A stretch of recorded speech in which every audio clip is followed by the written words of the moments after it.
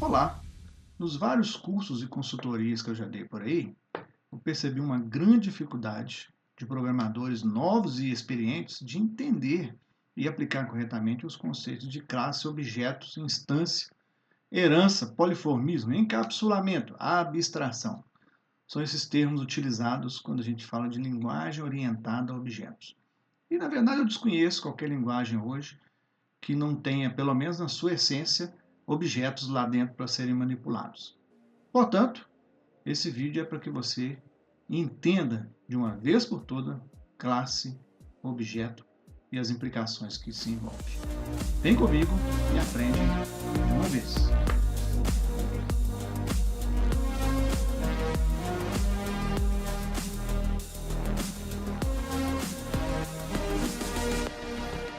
Ok, então pessoal, eu vou capitular aqui para você toda essa aula de forma que você possa ir diretamente no tópico que você ainda tiver dúvida e quiser futuramente se referir, ou pular algum se você quer saber alguma coisa mais específica.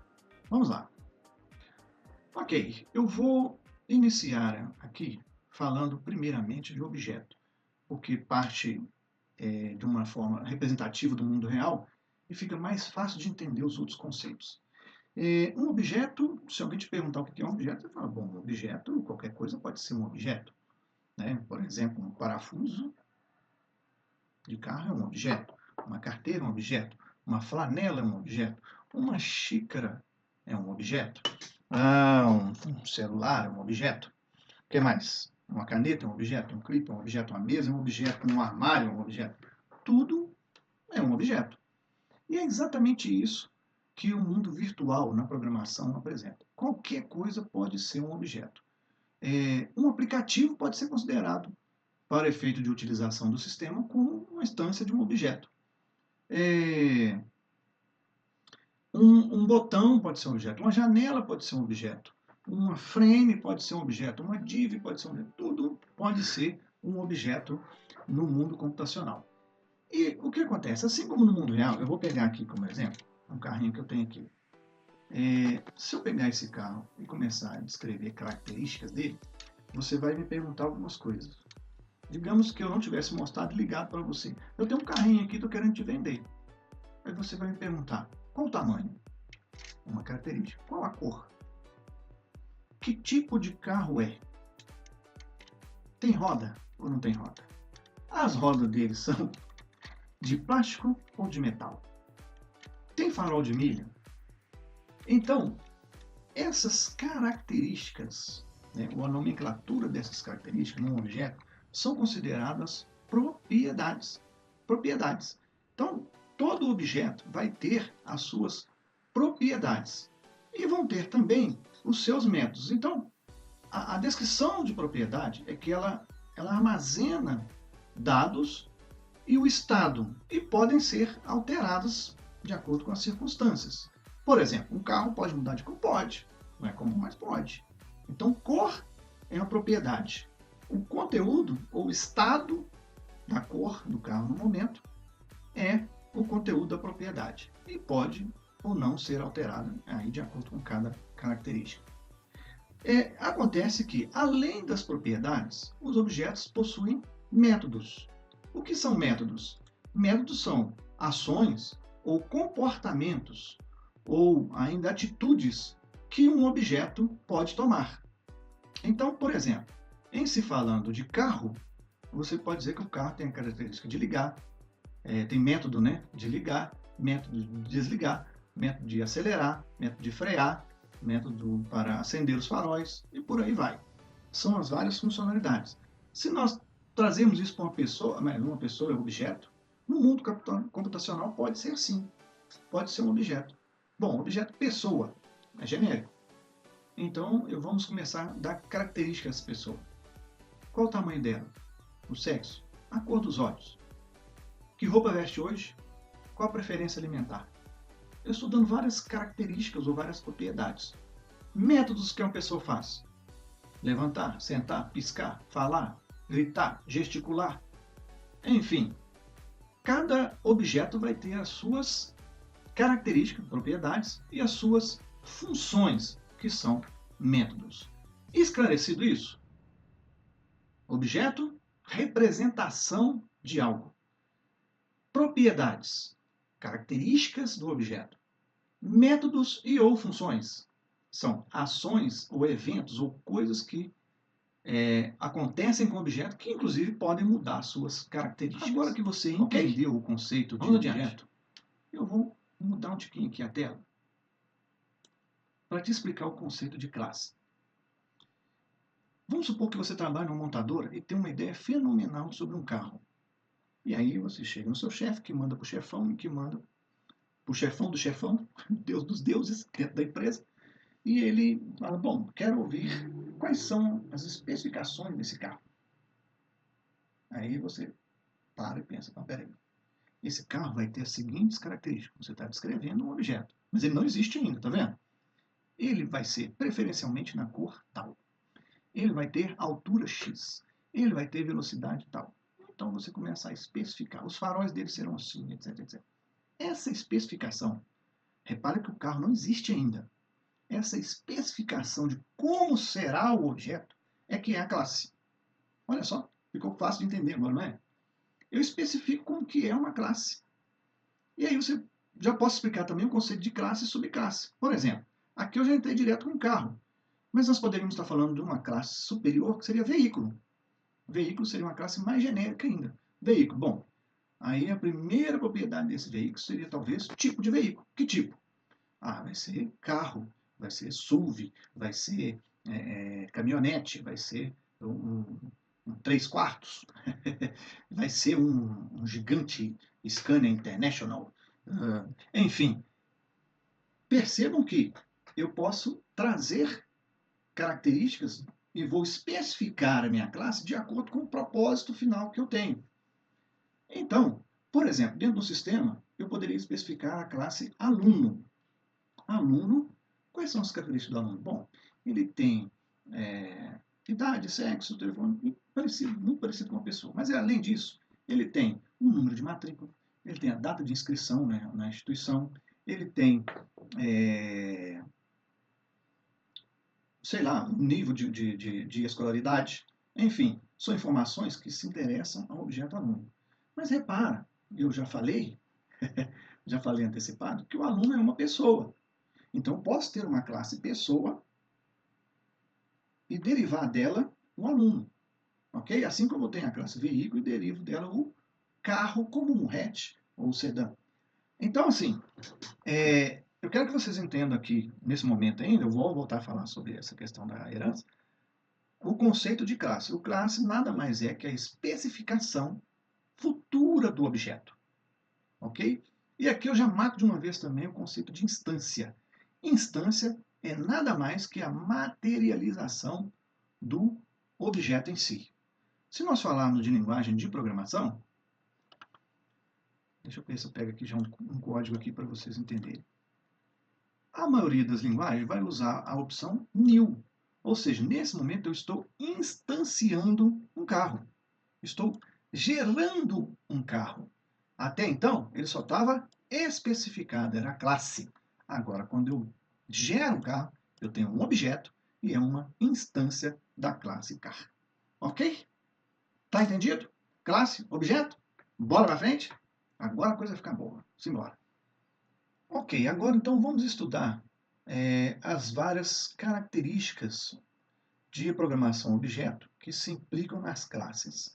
Essas 4 características que nós vamos ver aqui são fundamentais para você entender a programação orientada a objetos. E eu vou começar por essa imagem aqui, que é a questão da herança. O que é herança? É exatamente essa ideia de que alguma coisa pode ser passada para os filhos, não é isso? Então, quando você fala, por exemplo, de uma classe chamada animal, eu vou criar uma classe chamada animal. Bom, o que existe em animais? Né? Eu posso dizer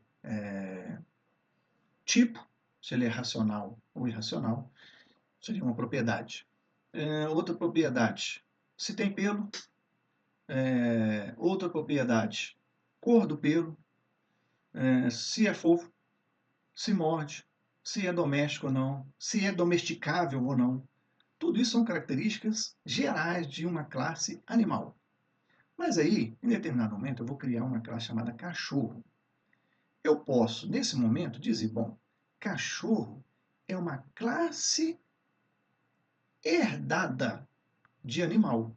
Quando eu faço isso, ao declarar cachorro herdado de animal, todas essas características que eu citei e métodos que estavam na classe animal são herdadas para o cachorro.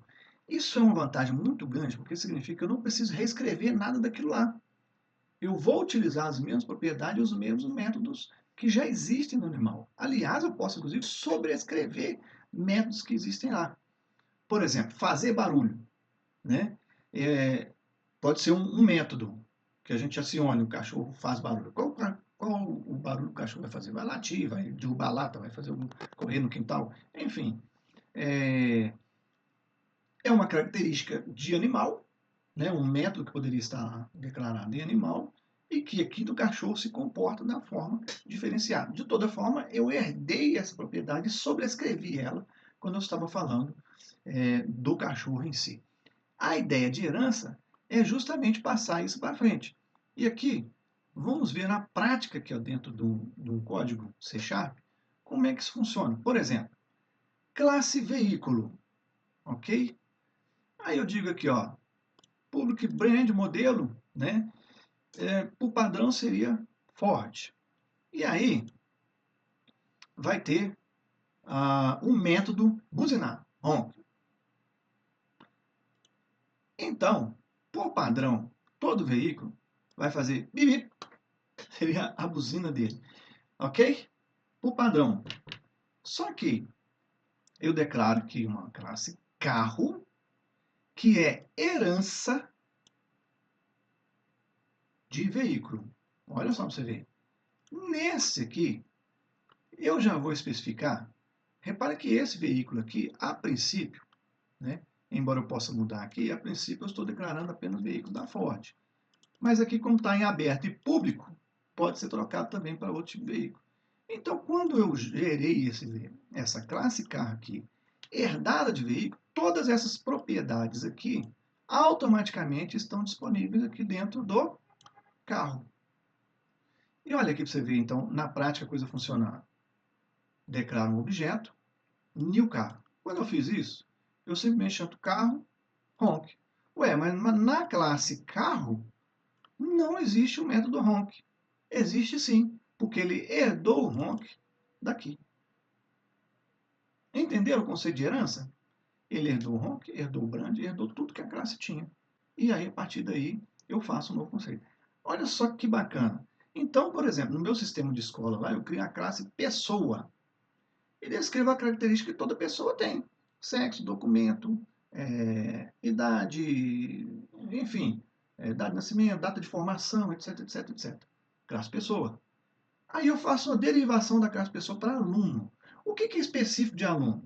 O número de matrícula, a data que ele entrou na instituição, o nível de instrução dele, se entregou os documentos requeridos institucionais ou não, são características da classe aluno. No entanto, todas aquelas outras características e métodos da pessoa, que é o documento, cor dos olhos, preferência, religião, etc, etc, estão já automaticamente na classe aluno. Isso é ótimo, porque na hora que você fizer uma programação e interferir na classe pessoa, automaticamente a classe aluno, a classe professor, a classe funcionários vão refletir essa mudança geral. Economiza muito de código, né? Por exemplo, pessoa, enquanto dentro da instituição, pode ter lá um método bater ponto, né? O aluno não vai usar o bater ponto, mas o professor vai e o funcionário vai, ok? Percebe aí a questão da herança funcionando? Isso é herança de classe. O próximo tópico que nós falarmos aqui é poliformismo. Poliformismo. O que é o poliformismo quando se trata de objetos? Bom, na verdade, isso é um princípio de orientação a objeto em que você tem os diferentes classes herdadas de uma superior ou de uma superclasse, que elas podem, inclusive, ter o mesmo método uma sobreposição dos métodos que existem na primeira. Por exemplo, na minha classe aqui, quando eu estava falando de herança, e que eu disse que o carro buzina, vamos supor que o modelo Mustang trata a buzina de forma diferente. Eu venho aqui e reescrevo o método honk dentro do carro. Isso significa que, ao chamar o honk, o objeto sabe exatamente onde que ele vai. Se existe uma sobreposição, ou seja, um poliformismo da classe atual em relação à superclasse, ele vai simplesmente chamar o método dentro dele mesmo. Se não existe, ele chama o superior. Então, essa multiforma que um objeto pode ter é chamado de poliformismo. Essas características, né? Por exemplo, imagina uma classe chamada mamífero, ok? E aí, você tem dentro dela um método locomover. Bom, quando você colocar um mamífero, derivar uma classe, por exemplo, macaco, o locomover do macaco vai ser funções diferentes. Ele vai usar as mãos e os pés. Já na classe baleia, que é um mamífero derivado, o método locomover vai ser nadar. Perceba? Então, essa extensibilidade que o objeto, a classe, é capaz de fazer é chamada de poliformismo. Repare que nem toda linguagem permite esse poliformismo. Então, a linguagem que você for utilizar, você tem que saber se ela permite esse tipo de coisa. E para você ver o poliformismo na prática, olha aqui para você ver esse código aqui.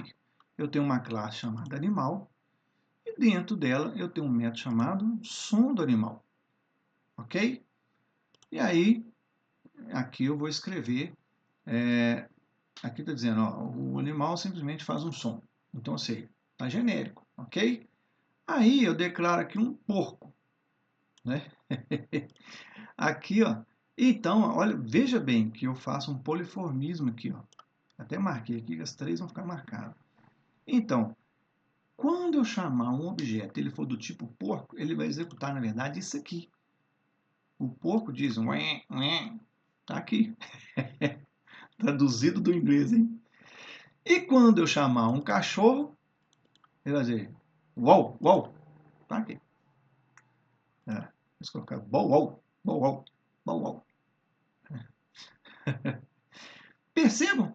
Olha aí o poliformismo na prática. Né? Repare que o objeto lá embaixo, ele simplesmente vai chamar aquilo, vai chamar a função animal som. Solta o som do animal. Pum, pum, né? Assim como, por exemplo, na prática de uma pessoa, quando eu dizer busca o documento, não importa se era um aluno, se era um professor, se era um funcionário, se era um estagiário, se era um agregado, um terceiro, não importa. Né? Ele vai buscar o documento da pessoa. E aí, dependendo, vamos chamar de identificação. Dependendo daquele objeto, eu vou dar a identificação adequada. Do aluno, eu vou dar, por exemplo, a matrícula. Do funcionário, eu vou dar o número institucional. Do estagiário, vai ter um número particular. Né? Do agregado, vai ter outra sequência de número. Enfim, o método é o mesmo, mas dentro de cada objeto ele responde diretamente. Isso é poliformismo. A característica seguinte que nós vamos ver aqui, dentro de programação objeto, é a abstração. E essa, eu confesso que ela é um pouquinho mais complexa de entender, mas até hoje, né? Que agora você vai perceber que na prática como é que funciona. O que é abstração? Na verdade, a abstração é um tipo especial de classe que serve exatamente só como um molde. Ou seja, nela você declara principalmente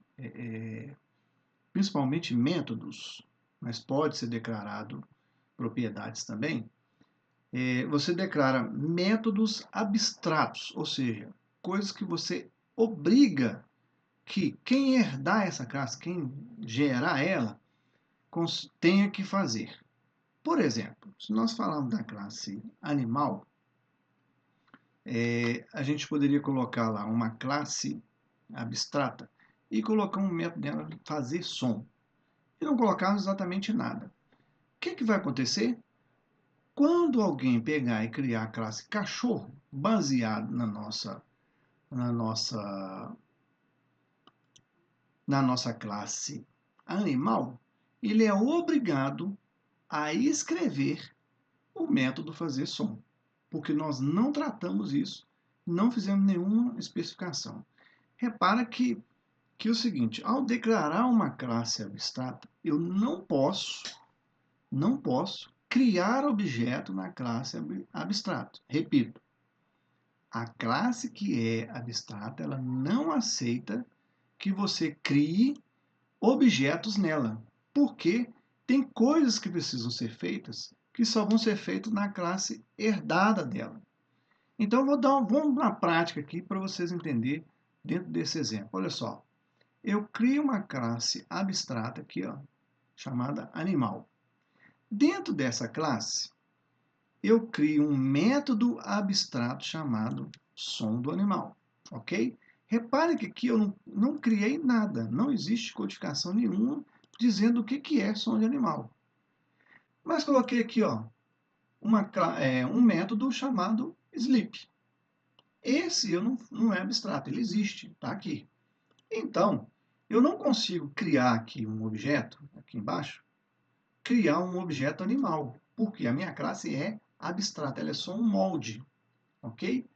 Mas eu consigo, por exemplo, aqui, olha aqui, criei um animal chamado porco, ok? Derivado herdado da classe animal, e aí eu faço a especificação daquele método que foi abstrato lá. Então, nesse momento aqui, é que, de fato, vai existir algum código. A abstração, gente, é um conceito muito bom, muito interessante, quando você determina exatamente o molde que vai funcionar. Vou tentar trazer um modelo mais prático aqui. A classe pessoa, né? Vamos dizer que tem um método abstrato lá chamado escanear a cópia do documento, ok? Poderia ser um método que servia para todo mundo? Poderia. Mas eu declaro abstrato por quê? Porque o aluno criança nem sempre terá um documento pequeno, né, uma identidade. Ele pode ser que ele tenha só certidão de nascimento, por exemplo. Né? Então, eu deixo para que isso seja tratado lá no aluno. No aluno se resolve como é que escaneia o documento. Percebe? Já na classe funcionário, pode ser a carteira de trabalho. Já na classe agregados, né, ou terceiros, pode ser simplesmente o documento de identidade. Percebam aí a abstração? Eu sei que para uma pessoa tem que ter no sistema o documento dele. Como e que documento ele vai chegar? Cada herança vai fazer. Isso é o poliformismo. Olha aqui, só para concluir o código. Classe abstrata, método abstrato, um método descrito aqui, ok? E aí, quando eu chamo um animal, eu chamo a classe, o método abstrato, e chamo o método regular. Perfeito? Entenderam a abstração? Legal, né? Certo, pessoal? E para fechar aqui o nosso estudo aí sobre classes objetos, eu vou falar aqui sobre as últimas propriedades, que é o encapsulamento. Esse é tranquilo de se entender, você vai ver que aqui é muito fácil. O que é o encapsulamento? Na verdade, o encapsulamento é a capacidade de uma classe de esconder ou gerenciar por si próprio certos atributos e até métodos de os seus futuros objetos. O que significa isso? Significa que você tem dentro da classe o controle sobre isso e você não abre mão para ninguém. Todo mundo que herdar vai ter que lidar com essas informações ocultas. Isso é muito importante porque evita que hajam erros de código que interfiram, por exemplo, em propriedades do objeto, que você pode ter outro tipo de controle. Vou dar exemplo de uma conta bancária aqui, que é a classe que eu criei aqui. Eu tenho uma conta bancária e criei a classe chamada conta, que tem um dono, tem uma agência, tem um número de conta, tem um saldo. E aqui eu declarei 3 métodos para essa classe minha. Reparem que 2 dos 3 métodos aqui são públicos, ok? O método getSaldo, que simplesmente retorna o que? A propriedade saldo. O método depositar, que vem na propriedade saldo, incrementa o valor e retorna o saldo. E o método sacar, que debita do saldo e retorna o saldo restante. Por que que a propriedade saldo está encapsulada? Ela está aqui como privada. Porque eu não quero que ninguém mexa no saldo se não for pelos métodos que eu criei. Por que isso? Eu posso futuramente vir aqui, por exemplo, e enviar um e-mail para o usuário informando o movimento, ok? Então, se essa propriedade aqui for pública, o que pode acontecer na verdade? Pode ser que alguém chegue aqui, depois de criar a conta, e simplesmente faça isso. Conta 1, saldo igual 2.000. O que aconteceu? Não vai e-mail para lugar nenhum. Por quê? Isso está sendo tratado por mim lá dentro do Deposita. Então, eu não quero deixar ninguém mexer no saldo diretamente, porque eu vou tratar outras informações aí dentro. É o caso, por exemplo, na pessoa, você tem a função desligamento, ok? Em vez de estar lá escrito funcionário, está ativo ou inativo, ok? Aí a pessoa vai lá e o programador que faz a tela de inserção de dados vai lá e muda a propriedade do objeto diretamente. Só que desligamento implica numa série de coisas. Significa que você precisa bloquear o crachá dele no sistema de crachá, você precisa mandar um e-mail para o RH dizendo para poder dar baixa nas coisas dele, você precisa mandar um e-mail para a cantina dizendo que ele já não faz mais parte da instituição. Percebam? Então, não quero deixar ninguém mudar o status do usuário, do funcionário, sem passar pela minha classe principal. É exatamente isso que eu estou fazendo aqui de conta. Vamos na prática? Olha só. Método aqui, você já conhece. Pegar o saldo, simplesmente retorna o saldo. Método depositar, soma o saldo. E método sacar, ok? Repara que em nenhum momento eu permito que o saldo seja mexido, a não ser dentro desse meu código. Isso é perfeito, porque agora aqui, eu crio a conta, nova conta. Dono da conta, aprendi um. Agência 1, número da conta tal, saldo 1.000. Pum, isso aqui vai dar erro. Por quê? O objeto não tem permissão de mexer diretamente em saldo. Então, posso até comentar isso aqui, que isso aqui não funciona. Mas se eu chamar aqui, ó, conta deposita 1.000, aí sim vai funcionar. O encapsulamento, então, é essa capacidade das classes e os seus respectivos objetos de manterem um controle, uma gestão específica dentro de si, que não é visível ao público. Esse é o fechamento. É chamado meio que uma caixa preta, né, onde ninguém interfere.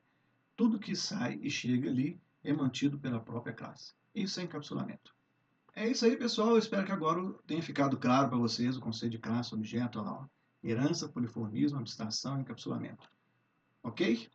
As linguagens atuais hoje, eu desconheço alguma que não use o conceito de objeto, o que realmente é muito bom. Isso revolucionou completamente o desenvolvimento em todo o mundo. Na verdade, tudo que você vê hoje é fruto do resultado da programação orientada a objeto. Ok? Tá aí então, falamos sobre herança, abstração, poliformismo e encapsulamento. Se inscreve no nosso canal. Valeu, um abraço, até mais.